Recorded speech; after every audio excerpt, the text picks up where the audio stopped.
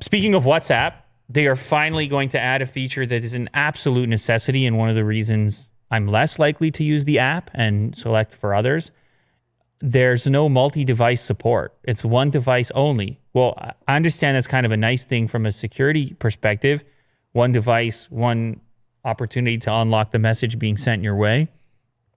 And there was a web application, but the web application had to maintain a connection. The phone had to be connected to the web, and then you could see it on your laptop or desktop. I've used it a few times. It's not the cleanest type of thing, and like I said, they both have to be active. It's not true multi-device support. And so WhatsApp has known that this is a feature that many would like to see, and so they are currently working on it. You will eventually be able to use your WhatsApp account from 4 devices at the same time. It's under development. So you could imagine you could have a tablet, you could have a laptop, you could have a phone, you could have 2 phones. So sometimes there's a lot of phones around here. Right. And sometimes it's a headache, and I'll totally, I'll just be working with a phone for a while and forget that I didn't have WhatsApp installed. Then I'll go to install WhatsApp and realize I have to disconnect the other phone it's like, oh my God. Yeah, hopefully they would come up with a system where all the devices are shown and then you can just disconnect whenever. That'd be nice.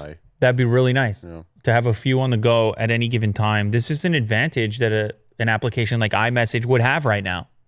Cross different devices. You get it pop up on you'd have to have a MacBook, but pop up on your MacBook, potentially your iPad. Actually, speaking of iPad, they're also working on a dedicated iPad app, WhatsApp. So they want to be your messaging service. They already are for about 2 billion people. And this is only going to increase the usefulness of their app if they're capable of having it on multiple devices. That would be awesome. I presume part of the delay is around security and encryption, but this is a necessary thing to take the app to the next level.